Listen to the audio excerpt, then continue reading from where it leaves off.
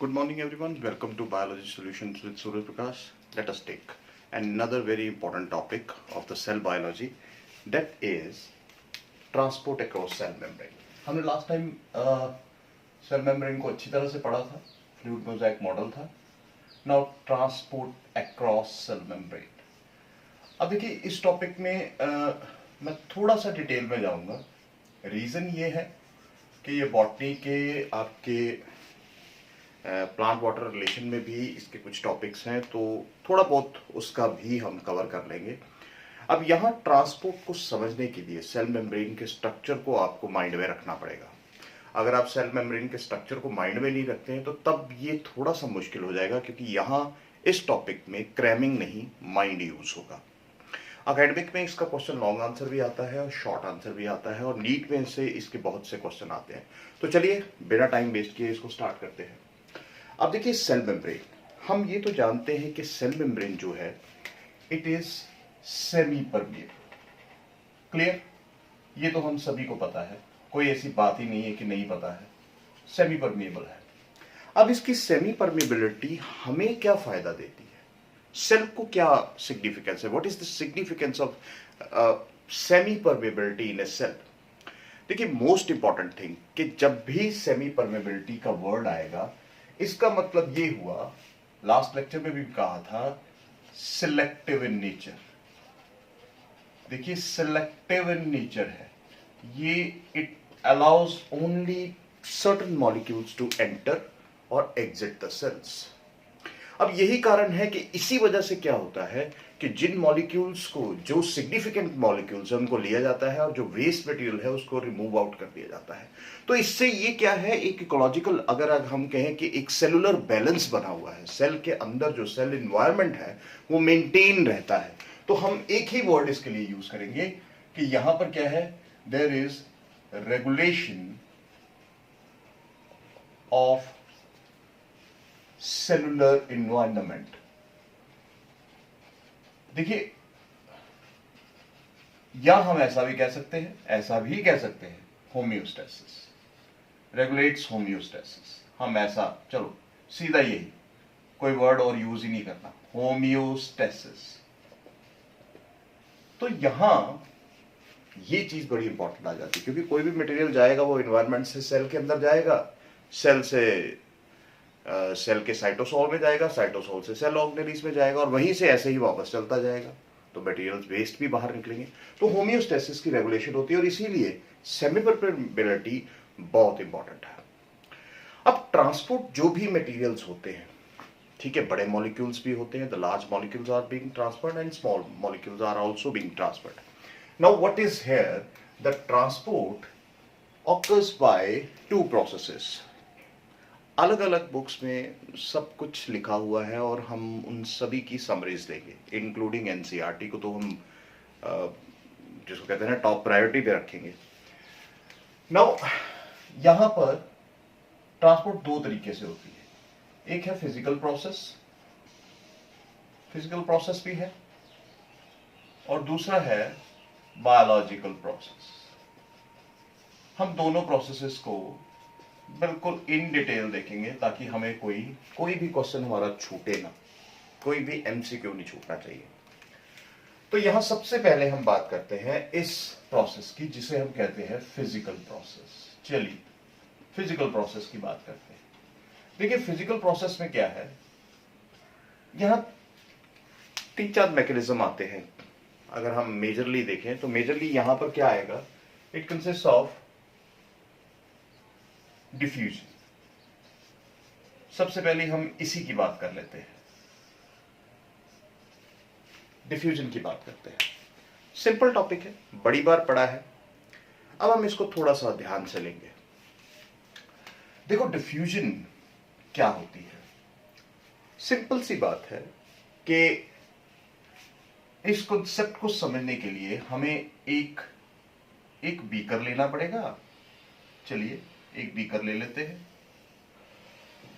और इसमें वाटर है. क्लियर? इसमें ये वाटर है और इसके बीच में हमने एक क्या डाल दिया, we put a sugar cube, मैं साल्ट भी कह सकता था पर चलो शुगर क्यूब डाल देते हैं। ये ब्लू कलर का हमने एक शुगर क्यूब डाल दिया, हमने इसको एस से डिनोट कर दिया। Now what will happen, the molecules are concentrated here in a particular region, और वो क्या करेंगे, they start moving randomly in all directions, randomly in all direction, सब डायरेक्शन में जाना शुरू हो जाएंगे, यहां भी जाएंगे वापस भी आएंगे, यहां भी जाएंगे कोलाइड भी करेंगे, आपस में कोलाइड भी करेंगे। और इससे क्या होगा, व्हाट विल हैपन, देखिए इससे क्या होगा, you will see the next diagram. यहां पर आपको कुछ और ही चीज दिखेगी, ये वही बीकर है, ये वही पानी है, लेकिन शुगर सॉल्यूशन में क्या हुआ, यहां क्या हुआ, शुगर क्यूब का क्या बना, सारे मॉलिक्यूल्स पूरे वाटर में इक्वली डिस्ट्रीब्यूट हो गए। So this is sugar solution बन गया। पहले ये शुगर थी ना, शुगर प्लस वाटर था, अब ये जो बना शुगर सॉल्यूशन बन गया। नाउ अब ऐसा यहां क्या हुआ कि जो मेम्ब्रेन्स के अक्रॉस इसी तरह का काम होता है, क्योंकि डिफ्यूजन से होता है, पहले तो डिफ्यूजन का कॉन्सेप्ट पता होना चाहिए। अब यहां क्या है, देखिए रॉबर्ट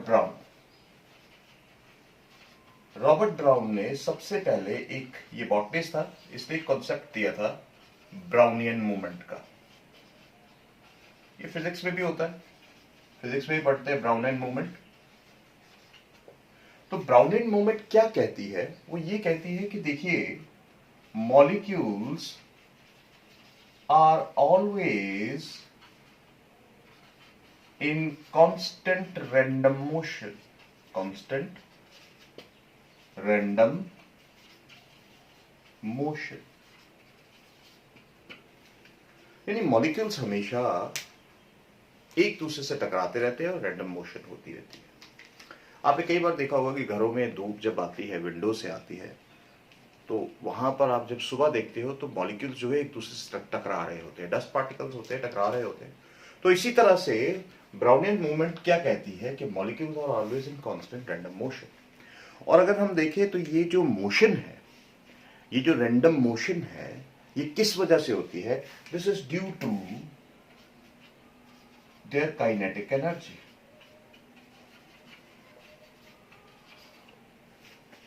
और इसे यहां काइनेटिक एनर्जी को थर्मल मोशन भी कहा गया है।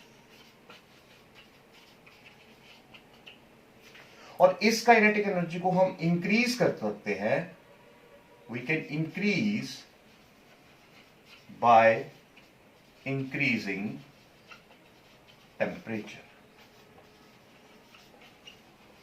तो नेचुरली मॉलिक्यूल्स की मोशन जो है बढ़ जाएगी। ये बिल्कुल वैसे ही है जैसे आप सपोज एक आइस क्यूब लेते हैं, उसको हीट करते हैं, ठीक है, पहले वो सॉलिड था, मॉलिक्यूल में मोशन कम थी, वाटर हुआ, थोड़ी सी मॉलिक्यूल की मोशन ज्यादा हुई, और हमने थर्मल मोशन दी और टेम्परेचर दिया तो वो वेपर बन गया। तो वहां क्या होगा, मॉलिक्यूल्स की जो मोशन है वो सबसे ज्यादा होगी, रैंडम मोशन ज्यादा होगी। लेकिन एक चीज होती है, अगर रैंडम मोशन ज्यादा होती है तो इंटरमॉलिक्यूलर फोर्स कम होती है। If the random motion is very fast, but remember one thing, the intermolecular forces between the molecules will be less, वो कम होगी। वो बिल्कुल ऐसे ही हम एक एग्जांपल देते हैं कि जैसे हम एक सॉलिड स्ट्रक्चर ले लेते हैं, सबसे से स्टोन ले लेते हैं या वुड पीस ले लेते हैं, तो वो सॉलिड स्ट्रक्चर है, तो उसमें जो इंटरमॉलिक्यूलर फोर्स होगी वो बहुत ही क्लोज होगी। मूवमेंट ऑफ मॉलिक्यूल्स ना के बराबर, वाइब्रेशन बिल्कुल ना के बराबर, स्ट्रॉन्ग है। इसी तरह से अगर हम वाटर ले लेते हैं तो वाटर में क्या होगा, इंटरमॉलिक्यूलर फोर्स थोड़ी सी वीक होगी, मॉलिक्यूल्स मूव करेंगे। और अगर हम गैसेस की बात करते हैं तो इंटरमॉलिक्यूलर फोर्सेस जो है वो बिल्कुल ही नेग्लिजिबल होंगी। तो वहां क्या है, अल्टीमेटली जो है डिफ्यूजन रेट जो है इन मॉलिक्यूल्स में ज्यादा होता है। अब देखो हम बात कर रहे हैं डिफ्यूजन की, समझने की कोशिश कर रहे हैं। जहां तक हमें पता लग गया कि डिफ्यूजन क्यों होती है। देखो डिफ्यूजन क्यों होती है, द नटशेल इज डिफ्यूजन इसलिए होती है कि जब कहीं भी concentration of solute molecule, solute mean solid particles, किसी भी सॉल्वेंट में, सॉल्वेंट यानी लिक्विड, देखिए सॉल्यूट मॉलिक्यूल्स की कॉन्सेंट्रेशन जब एक जगह पर ज्यादा है तो वो क्या है, molecules move towards the lower concentration, जिस साइड लोअर होगी उस साइड मूव करेंगे और तब तक मूव करते रहेंगे जब तक कि उनकी कॉन्सेंट्रेशन इक्वल पूरे जगह पर, पूरे एक क्लोज्ड सेगमेंट में ना हो जाए। अब आप ऐसा नहीं कह सकते हो, देखो वी कैनॉट डिपेंड अपॉन कि डिफ्यूजन जो है ओपन एरिया में की जाए। आप यहां से कोई एक सेंटेड बॉटल लेते हो, ओपन एयर में जाते हो, उसको चला देते हो, जितनी मर्जी चलाओ, एक पर्टिकुलर एरिया में उसके आएगी, थोड़ी देर बाद खत्म, क्योंकि मॉलिक्यूल्स के लिए एरिया बहुत है, इनक्लोज्ड एरिया, ये याद रखिए। अब यहां क्या है, मॉलिक्यूल्स कहां मूव कर रहे हैं, इस शुगर क्यूब के मॉलिक्यूल्स जो थे वो धीरे धीरे, देखिए क्या कर रहे थे, ये मूव कर रहे थे, धीरे धीरे उन्होंने मूव करना शुरू किया और सारे वाटर सॉल्यूशन में, सॉल्वेंट में फैलते गए। यानी डिफ्यूजन क्या है, कंप्लीट हो गई, तब तक कंप्लीट होती गई, कॉन्सेंट्रेशन ऑफ मॉलिक्यूल्स तब तक लोअर कॉन्सेंट्रेशन की तरफ चलती रही जब तक कि पूरे के पूरे पानी में, पूरे के पूरे सॉल्वेंट में, जिसको कहते हैं कि शुगर मॉलिक्यूल्स फैल नहीं गए। तो इसी को हम डिफ्यूजन कहते हैं कि मॉलिक्यूल की मूवमेंट कहां से, from higher concentration to lower concentration due to their kinetic energy. देखिए सबसे इंपॉर्टेंट चीज क्या है, यहां पर ये सारी मूवमेंट क्यों हुई, ये मूवमेंट हुई ड्यू टू काइनेटिक एनर्जी। और कब तक चलती रही, अंटिल इक्विलिब्रियम, जब तक कि इक्विलिब्रियम नहीं बन गया, यानी पानी पूरा मीठा नहीं हो गया। सिंपल सा कॉन्सेप्ट है, ध्यान में रखना है। So molecule moves from higher concentration to lower concentration due to their kinetic energy until the equilibrium is attend. It is known as diffusion. अब डिफ्यूजन यहां क्या है, सबसे बड़ी बात है कि डिफ्यूजन एक सब्सटेंस की दूसरे सब्सटेंस, अगर दो सब्सटेंसेस एक ही सॉल्वेंट में डाल देते हैं तो वो इंडिपेंडेंट होती है, उन्हें कोई फर्क नहीं पड़ता, कोई फर्क नहीं पड़ता। सो डिफ्यूजन याद रखिएगा, कुछ कॉन्सेप्ट्स बड़े इंपॉर्टेंट हैं कि diffusion of one substance is independent of the another substance. ये टॉपिक सारा समझने वाला है, इसमें क्रैपिंग वाला कुछ है ही नहीं है। अब डिफ्यूजन डिपेंड किस पे करती है, देखो सबसे पहली बात कि डिफ्यूजन किस पे डिपेंड करती है, जरा देख लेते हैं, इसको रब कर लेते हैं। चलिए, अब डिफ्यूजन डिपेंड करती है कुछ फैक्टर्स पर। अब वो फैक्टर्स क्या हैं, डिफ्यूजन डायरेक्टली डिपेंड्स अपॉन, देखिए डायरेक्टली डिपेंड्स अपॉन मतलब क्या है इसका, व्हाट इज द मीनिंग, जो भी factor, what ever the factor I will write here, if it will increase, the diffusion will also increase. Understood? अगर ये फैक्टर बढ़ेगा तो डिफ्यूजन भी बढ़ेगा। तो इसी को हम कहते हैं डायरेक्टली प्रोपोर्शनल और डायरेक्टली डिपेंड्स अपॉन। देखिए किसके ऊपर डिपेंड करती है, सबसे पहला नंबर वन, देखिए it depends upon the concentration of diffusing molecule या diffusing substance। सबसे पहले तो इसके ऊपर डिपेंड करती है, ठीक है, कॉन्सेंट्रेशन के ऊपर डिपेंड करती है डिफ्यूजिंग मॉलिक्यूल की। उसके बाद दूसरी चीज जो है temperature of the medium, temperature of the medium. और हमने अभी कहा था कि अगर हम उसकी टेम्परेचर बढ़ाएंगे तो डिफ्यूजन भी बढ़ती जाएगी। और तीसरी क्रॉस सेक्शनल एरिया पे भी डिपेंड करती है। तो देखिए, तीन चीजें, तीन फैक्टर्स जो आपको एकेडमिक एग्जाम में लिखने होंगे वो ये हैं: concentration of the diffusing substance, temperature of the medium and cross sectional area. ये डिपेंड करती है, जितने ज्यादा ये फैक्टर बढ़ाए जाएंगे उतनी ज्यादा डिफ्यूजन चलती जाएगी। अब उसके बाद दूसरी चीज आती है कि diffusion is inversely proportional inversely depends upon किसके ऊपर डिपेंड करती है? देखो, डिपेंड किस पे करती है? अब इनवर्सली यानी अगर ये फैक्टर्स बढ़ेंगे तो डिफ्यूजन कम हो जाएगी, उल्टा होगा।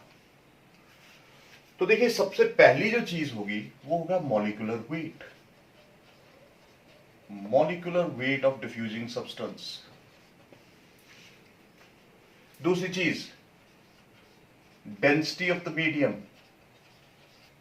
बिल्कुल सही है, इसको एक्सप्लेन करने की जरूरत ही नहीं है।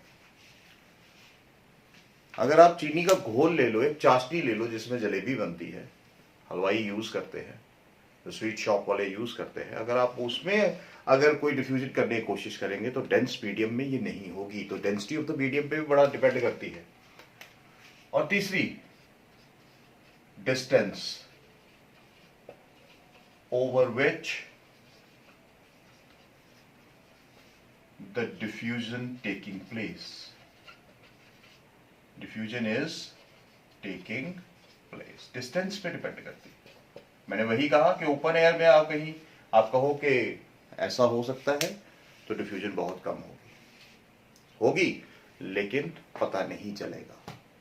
तो देखिए, ये तीन फैक्टर्स जो है, distance over which the diffusion is taking place, then the density of the medium, molecular weight, ये इनवर्सली प्रोपोर्शनल। और ये दोनों देखो फैक्टर्स, आपको इनके बारे में जरूर लिखना होगा और ये बड़े इंपॉर्टेंट है। अब उसके बाद देखो, हमें पता है कि मेम्ब्रेन अगर देखी जाए तो हम एक हाइपोथेटिकल मेम्ब्रेन यहां बनाते हैं। ये मान लेते हैं कि ये हाइपोथेटिकल मेम्ब्रेन है जहां पर जिसके अंदर क्या है, ये कुछ मैं ऐसे बना देता हूं सीधा, टाइम नहीं, ये कुछ लाइपिड बाइलेयर है, ये लाइपिड बाइलेयर है, और इसके बीच में क्या है, हम एक ट्रांस मेम्ब्रेन प्रोटीन बना देते हैं। ये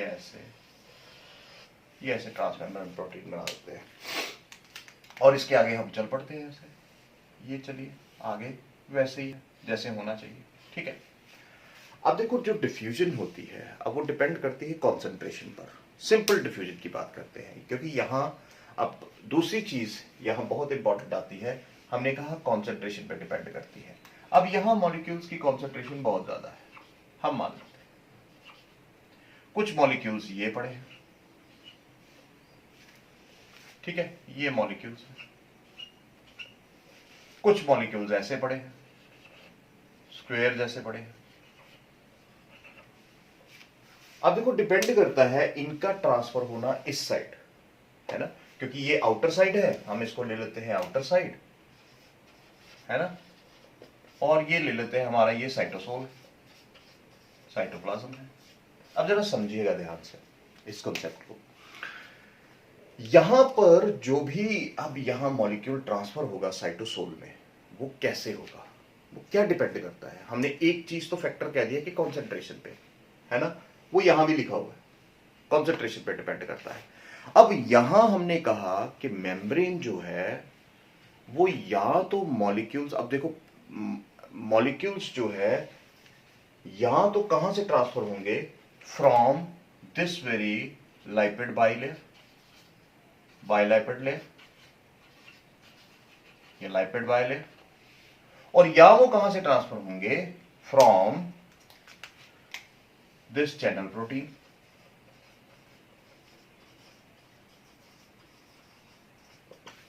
दो चीजें हैं यहां पे, मेम्ब्रेन के अक्रॉस जो ट्रांसपोर्ट हो रही है डिफ्यूजन से, वो दो तरीके से हो सकती है। या तो वो यहां से होगी, लाइपिड बाइलेयर से हो जाएगी, ठीक है। अब जितने भी फैट सॉल्युबल होंगे, जितने भी फैट सॉल्युबल मॉलिक्यूल्स होंगे, चाहे वो विटामिन ए, डी, ई, के, समझ आ रही है बात मेरी? जितने भी फैट सॉल्युबल है वो यहां से ट्रांसफर होंगे, वो यहां से ट्रांसफर नहीं होंगे। मेम्ब्रेन चैनल्स और ट्रांस चैनल प्रोटीन्स जो है वो किसको करेंगी transfer? Only water soluble molecules, water soluble molecules. अब कुछ मॉलिक्यूल्स ऐसे होते हैं जो बड़ी जल्दी ट्रांसफर होते हैं, जैसे oxygen in carbon dioxide. Oxygen in carbon dioxide non polar होने की वजह से अब वो होता क्या है कि ऑक्सीजन इन कार्बन डाइऑक्साइड यहां से ही ट्रांसफर हो जाते हैं लाइपिड मेम्ब्रेन से ज्यादा हिस्से से ट्रांसफर होते हैं, क्योंकि बहुत जल्दी जरूरत होती है। और मोस्ट इंपॉर्टेंट, वाटर के साथ भी यहां से भी ट्रांसफर हो जाते हैं।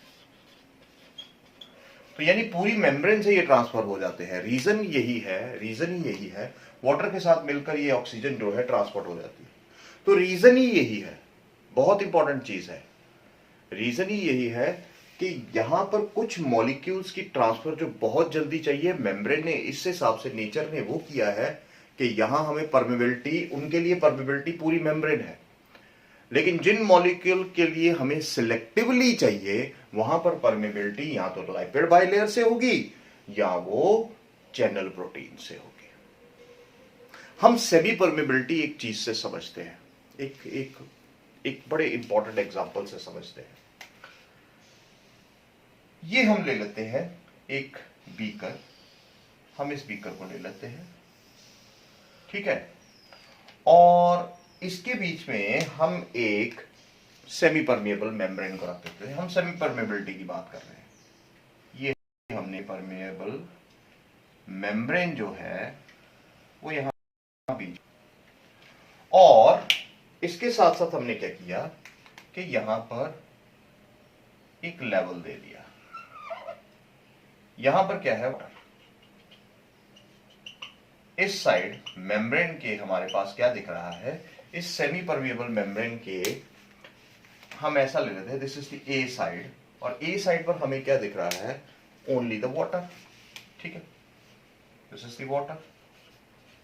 लेकिन इसके साथ साथ इसमें क्या है, इट कंसिस्ट ऑफ, हम इस तरह से कह देते हैं, इट कंसिस्ट ऑफ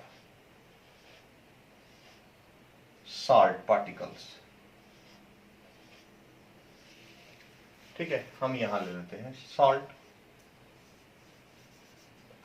और दूसरी साइड बी पे, यहां साइड बी है, साइड बी पे भी हम क्या लेते हैं, यहां हम वाटर ले लेते हैं, लेकिन सिर्फ वाटर लेंगे, यानी प्योर वाटर। हालांकि इस कंसेप्ट को हम बॉटनी में भी करेंगे, लेकिन यहां करना मेम्ब्रेन की परमेबिलिटी को समझने के लिए। सेमी परमेबिलिटी क्या होती है, अब देखो यहां क्या हो रहा है।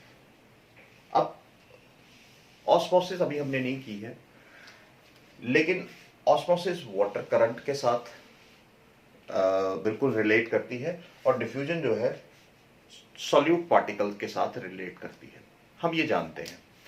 अब according to diffusion semi permeability क्या कहती है कि अब यहां क्या होगा, कॉन्सेंट्रेशन ऑफ मॉलिक्यूल साल्ट की, ये जो रेड कलर दिख रहे हैं, इनकी कॉन्सेंट्रेशन ज्यादा है और यहां कम है, और ये साल्ट सोल्यूशन है, हम इसको मान लेते हैं, हम इसको, क्योंकि वाटर प्लस साल्ट है तो ये साल्ट सोल्यूशन है, ये प्योर वाटर है। तो कहने का मतलब क्या होगा कि यहां से क्या होगा, मान लो यहां चैनल्स हैं, ये चैनल्स हैं, और इन चैनल्स में से क्या होगा, मॉलिक्यूल्स इधर जाएंगे, ये गए, और तब तक जाते रहेंगे जब तक कि इनकी कॉन्सेंट्रेशन बराबर नहीं हो जाएगी। वाटर भी तो साथ ही जा रहा है। अब इसका जो लेवल है साइड बी का, क्योंकि यहां से यहां जा रहा है ना, वाटर कहां से जा रहा है, सोल्यूशन कहां से जा रहा है, from side A to side B, इसका लेवल तो रेज होना चाहिए, पर लेवल तो बराबर है। अब यहां एक बहुत इंपॉर्टेंट पॉइंट है, what will happen due to osmosis, you know the water moves from higher concentration to lower concentration. अब पानी की कॉन्सेंट्रेशन कहां कम है, ध्यान दो, ए साइड पर, क्योंकि यहां ये तो सॉल्ट सोल्यूशन है, ये प्योर वाटर है। तो प्योर वाटर में क्या होगा, the water concentration is more, तो वाटर विल मूव फ्रॉम यहां से, फ्रॉम बी टू ए, यहां पानी की कॉन्सेंट्रेशन मूव करेगी। और इससे क्या होगा, दोनों साइड का लेवल जो है तब तक मूव करते रहेंगे, पानी यहां से यहां मूव करेगा, साल्ट यहां से यहां मूव करेगा, साल्ट सोल्यूशन तब तक मूव करते रहेंगे जब तक कि दोनों साइड कॉन्सेंट्रेशन इक्वल नहीं हो जाएगा। अब दोनों साइड क्या हो गया, सॉल्ट एंड वाटर कंटेंट क्या हो गया, बराबर हो गया। This is called semi permeability. इसे हम बोलते हैं सेमी परमिएबिलिटी, रिमेंबर दिस। अब तीसरी चीज, ये जो डिफरेंस होता है कॉन्सेंट्रेशन में, हम बड़ी बात करते हैं, डिफ्यूजन हमेशा it works along the concentration gradient. Concentration gradient, what does this mean? ये कॉन्सेंट्रेशन ग्रेडियंट क्या है भाई, अभी पढ़ा हमने पढ़ लिया। देखिए कई चीजें होती है, कई बार समझ नहीं आती, हमने पढ़ ली होती हैं, तो यहां हमने ये चीज पढ़ ली है। कॉन्सेंट्रेशन ग्रेडियंट क्या है, द डिफरेंस, देखिए 1 mark definition, difference in the concentration of diffusing molecules on either side of the membrane, either side of the membrane is known as concentration gradient। यही सिमिलर डेफिनेशन आप लिख दें, इसको learn कर लें, इस कॉन्सेप्ट के साथ आपका कोई भी क्वेश्चन गलत नहीं होगा। तो आज हमें शायद ये पता लग गया कि कॉन्सेंट्रेशन ग्रेडियंट जो बहुत कई बार गलती हो जाती है इसकी डेफिनेशन में और समझने में भी। तो difference in the concentration on the two sides of the membrane, it is known as concentration gradient. और याद रखिए डिफ्यूजन कहां चलती है, along the concentration gradient, from higher concentration to lower concentration. And most important thing जो अभी तक मैंने नहीं बोला, नो यूज ऑफ एनर्जी। देखिए ये पैसिव डिफ्यूजन की बात कर रहे हैं, पैसिव ट्रांसपोर्ट की बात कर रहे हैं, जहां पर एनर्जी की कोई जरूरत नहीं है, कोई जरूरत नहीं है।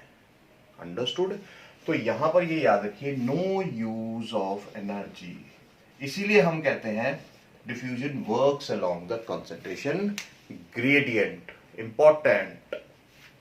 अब उसके बाद अब देखो ये मेम्ब्रेन है। अब मेम्ब्रेन में जब ट्रांसपोर्ट होती है, सपोज नर्व इंपल्स हो रही है ना, समझने की कोशिश करते हैं हम। ट्रांसपोर्ट को मैं थोड़े से अलग तरीके से ले रहा हूं, थोड़ा सा डिटेल में ले रहा हूं, ताकि देखो 5 नंबर का क्वेश्चन है तो ऐसे नहीं होगा, ठीक है। मैं बार बार कहता हूं कि अपना हर लेक्चर में यही रिपीट कर रहा हूं, अपना एकेडमिक स्ट्रॉन्ग कर लो, नीट अपने आप हो जाएगा। एकेडमिक क्वेश्चन लिखने की कोशिश करो, जितना लिखोगे उतना अच्छा रहेगा। अगर आप लिख नहीं ना सकते, आप क्वेश्चन को फ्रेम नहीं कर सकते, आप ये मान के चलो वो नीट करना एक तुक्का है बस।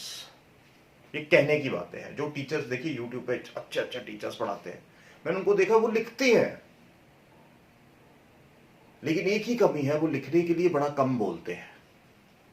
किसी कमी नहीं निकाल रहा हूं, अपने आप को ठीक करना है बस, किसी को कुछ नहीं बोलना है, सब बढ़िया है बस, सब बढ़िया पढ़ाते हैं। उन्हीं से सीख कर हम भी सीखे हैं कि क्या करना चाहिए क्या नहीं करना चाहिए। सो देखिए अब यहां पर बात आ जाती है, एक बात बड़ी इंपॉर्टेंट आ जाती है कि इस मेम्ब्रेन के जब मॉलिक्यूल, हमने ये कहा कि देखिए अलग अलग मॉलिक्यूल्स हैं।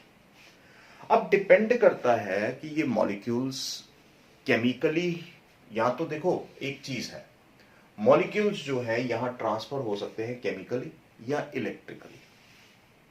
देखो यहां पर भी क्या है, 2 चीजें आ जाती है, केमिकली ट्रांसफर हो सकता है या इलेक्ट्रिकली ट्रांसफर हो सकता है।